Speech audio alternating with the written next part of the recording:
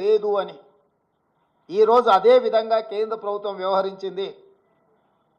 కేంద్ర మంత్రిగా ఉన్న కిషన్ రెడ్డి గారు ఈరోజు తెలంగాణ ప్రజలకు సమాధానం చెప్పాలి. బీజేపీ అధ్యక్షుడిగా నరేంద్ర మోడీ గారి మంత్రివర్గంలో యూనియన్ క్యాబినెట్ మినిస్టర్గా కిషన్ రెడ్డి గారు బాధ్యత వహించాలి. తెలంగాణకు జరిగిన అన్యాయానికి తెలంగాణ ప్రజలకు క్షమాపణ చెప్పి తక్షణమే మోడీ మంత్రివర్గం నుంచి తప్పుకోవాలి కిషన్ రెడ్డి గారు. ఇంతటి వివక్ష ఎప్పుడూ జరగలేదు.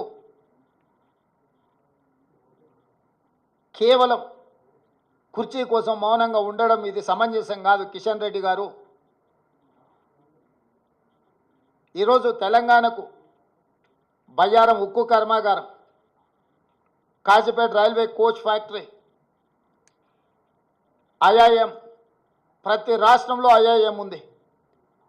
మేము ఐఐఎం కావాలి తెలంగాణ రాష్ట్రంలో లేదు అనిస్తే ధర్మేంద్ర ప్రధాన్ గారు నాకు లేఖ రాశారు, మీ రాష్ట్రానికి ఐఐఎం ఇవ్వము అని. భారతదేశంలో ప్రతి రాష్ట్రంలో విద్యార్థులు చదువుకోవడానికి ఐఐఎంలు ఉన్నప్పుడు తెలంగాణ రాష్ట్రానికి ఎందుకు ఇవ్వరు?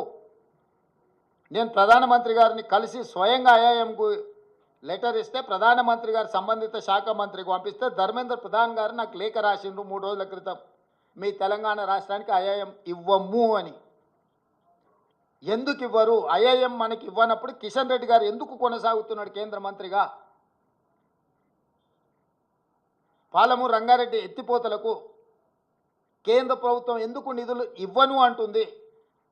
పోలవరం నిర్మాణానికి 1000 కోట్ల రూపాయలు ఇచ్చే కేంద్ర ప్రభుత్వం ఎందుకు పాలమూరు రంగారెడ్డి ఎత్తిపోతలకు కేంద్ర ప్రభుత్వం ఆర్థిక సహాయం చేయనంటుంది?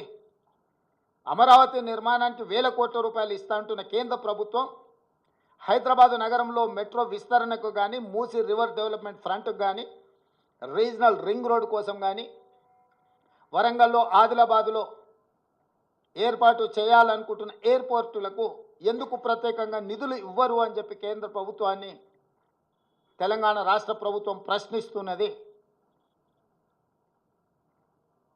పెద్దన్నగా మేము భావిస్తుంటే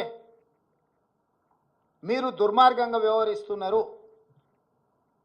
ప్రధానమంత్రి వివక్ష లేని వికసిత్ భారత్ కోసం ప్రయత్నం చేయాలి. కానీ కేంద్ర ప్రభుత్వం ప్రవేశపెట్టిన బడ్జెట్ బీహార్ ఆంధ్రప్రదేశ్ కోసం ప్రత్యేకంగా ఈ సమావేశాలను ఏర్పాటు చేసి నిధులు కేటాయించినట్టుగా ఉన్నది. కేవలం క్విడ్ ప్రోకో. మీరు మాకు మద్దతు ఇవ్వండి ప్రభుత్వాన్ని కాపాడుకోవడానికి, మేము అన్ని రాష్ట్రాలను దోషి మీ రాష్ట్రాలల్లో నిధులు విడుదల చేస్తామనే విధంగా ఉన్నది. అందుకే ఈ బడ్జెట్ కుర్చీ బచావో బడ్జెట్. కుర్చీ లాలూచిలో, ప్రధానమంత్రి లాలూచిలో బీజేపీ తెలంగాణ ప్రజల యొక్క హక్కులను, తెలంగాణ రాష్ట్ర అభివృద్ధిని కాలరాస్తున్నది. ఇది ఏమాత్రం ఇక్కడి ప్రజలు సహించరు. మా ప్రభుత్వం ఊరుకోదు. మా నిరసనను తప్పకుండా పార్లమెంట్ బడ్జెట్ సమావేశాలలో మా పార్లమెంట్ సభ్యులు ప్రధానమంత్రికి తెలియజేస్తారు. 8 మంది ఎంపీలను బీజేపీకి ఇస్తే మౌనంగా ఉండొచ్చేమో, బానిసలుగా తల వంచుకొని మోడీ ముందు నిలబడి ఉండొచ్చేమో, కానీ కాంగ్రెస్ నుంచి గెలిచిన 8 మంది పార్లమెంట్ సభ్యులు మిగతా పార్లమెంట్ సభ్యులను అందరిని కూడా సమన్వయం చేసుకొని తెలంగాణ ప్రజల యొక్క హక్కుల కోసం ఖచ్చితంగా పార్లమెంట్లో నిరసన తెలుపుతారు. ఆంధ్రప్రదేశ్ పునర్విభజన చట్టము అని అంటే కేవలం ఆంధ్రప్రదేశ్కే నిధుల విడుదల కాదు. ఆంధ్రప్రదేశ్ పునర్విభజన చట్టం అనేది తెలంగాణ రాష్ట్రానికి కూడా వర్తిస్తుంది. ఇది అవగాహన రాహిత్యమా, కక్షాపూరితమైన వివక్షణ?